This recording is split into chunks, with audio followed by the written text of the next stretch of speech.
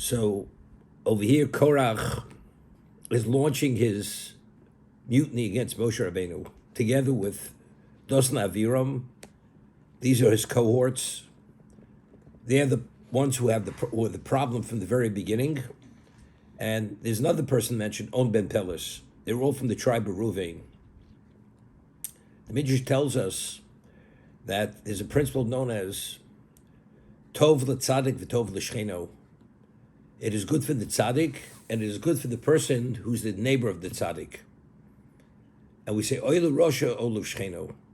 Woe to the Rasha, to the evil one, and woe to his neighbor who's exposed to the Rasha.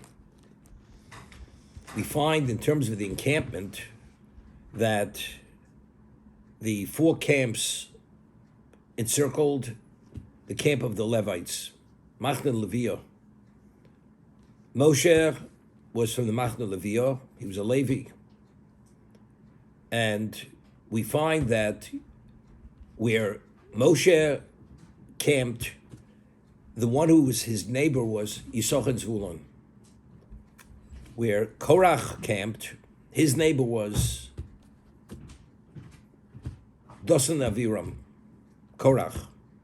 So because Dosan Aviram were exposed to Korach, therefore we say, woe to the Rasha, woe to his neighbor.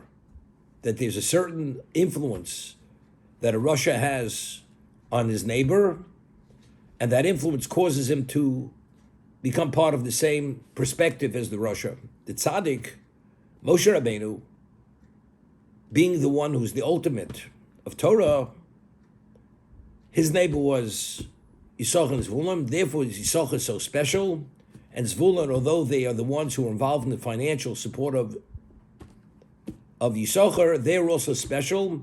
And he cites a pasuk, a verse, that even Zvulun are great Talmidei Chachamim.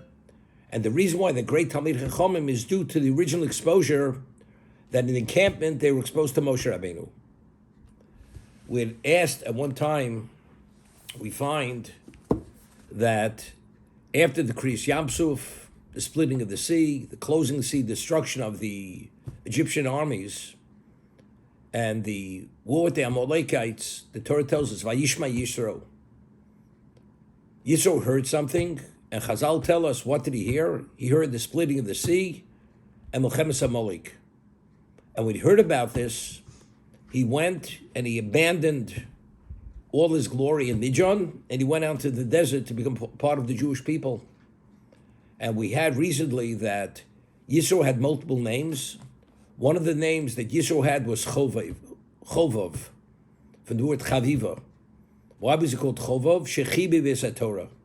Because he had a special love for the Torah, therefore that was the overriding factor, and he abandoned all his glory to go into the desert because compared to Torah, it has no value whatsoever. So what spurred him on hearing about the splitting of the sea and the war with the Amalekites?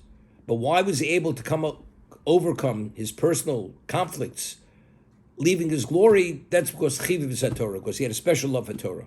Now, where did this happen? How did this come about?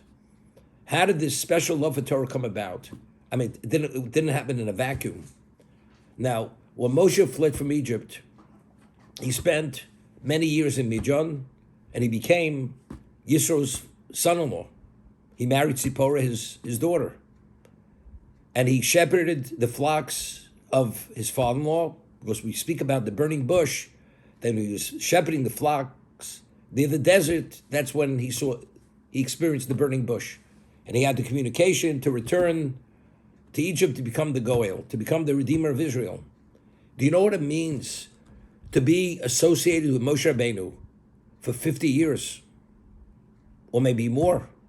Day in and day out, being part of Yisro's household, Moshe Rabbeinu, your son-in-law. This is the ultimate level of what? Tov l'tzadik, tov l'shcheno. The subliminal influences or the theological discussions they had. Moshe Rabbeinu and Yisro, this is something, there's nothing comparable to it. As a result of that, it's Tov l'tzadik, Tov l'shcheno.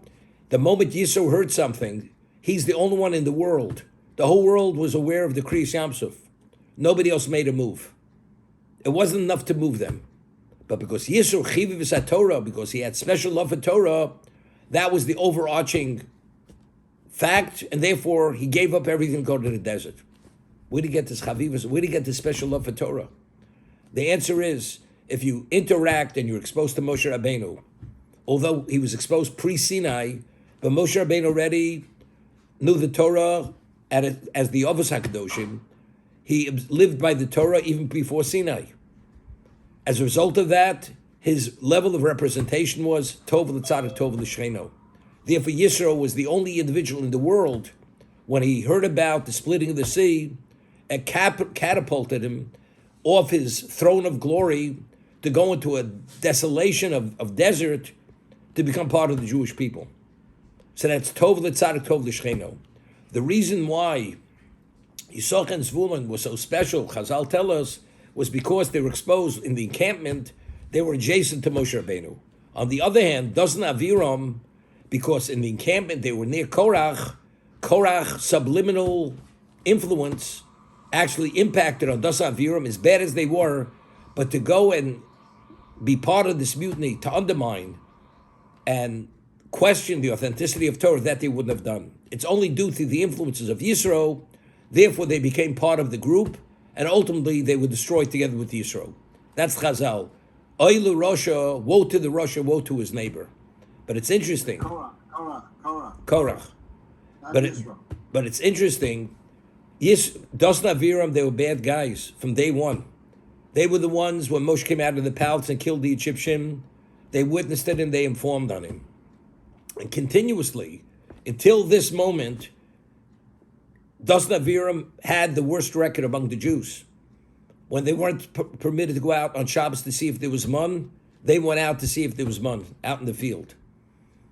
When they came out of Paro and they said, you've made our position unacceptable in the eyes of Paro, and that's the reason why they withdrew the straw subsidy, that was Dasna Aviram. And they're the ones who caused the what? Moshe Rabbeinu to say, Moshe Rabbeinu forfeited the right to go into Eretz Yisrael because of Dasna Aviram. But yet, to do this from Chazal, we see it was only due to the exposure of Korach. That's the only reason why they went here. If not for that, they wouldn't have joined forces with Korach to question the authenticity of Moshe's being the spokesman of Hashem, that it's the word of Hashem rather than the word of Moshe Rabbeinu. It's something phenomenal. We see, as bad as a guy could be, but to go that far, he wouldn't have gone that far. It's only because of Korach's influence, subliminal influence, that's Oilu Rosh Oilu Shcheno. Now, it's interesting. In Pirkei Avos, we read, Harchik Nishochin Ro, Val Tischabe L'Rosha. It says, keep your distance from a bad neighbor, but don't become the fellow of the Rosha. We're differentiating between a bad neighbor and a person's a Rosha. So the Mefarshim, the commentators explain, a person's a bad man. You don't see him clearly as somebody evil. As a result of that, you let your guard down, and there's a certain degree of exposure to that person, and that subliminal exposure causes that influence. Therefore, if you know a person's a bad person, keep your distance. Because if you don't keep your distance, there can be the subliminal influences, and ultimately you'll become bad like he's bad.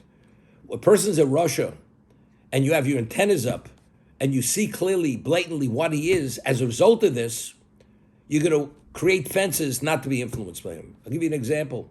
A person goes down in his elevator, and his neighbor, Jew, doesn't believe in anything, and he has his dashhund in the elevator, okay?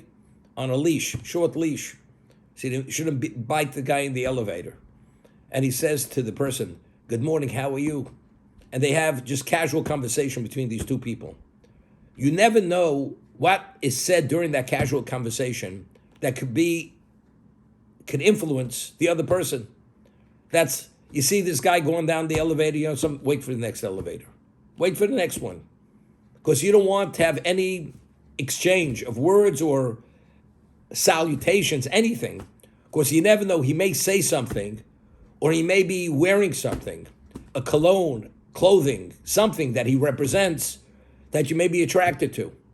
That's harchik mishochin ro. Keep your distance from a bad neighbor. Al tischaba the Rasha. But a person's a Rasha, and you see him in this very negative light, whatever he is, you want nothing to do with. As a result of this, you don't have to be concerned that you can be influenced by him because you're already, psychologically, you've already set up a distance between yourselves.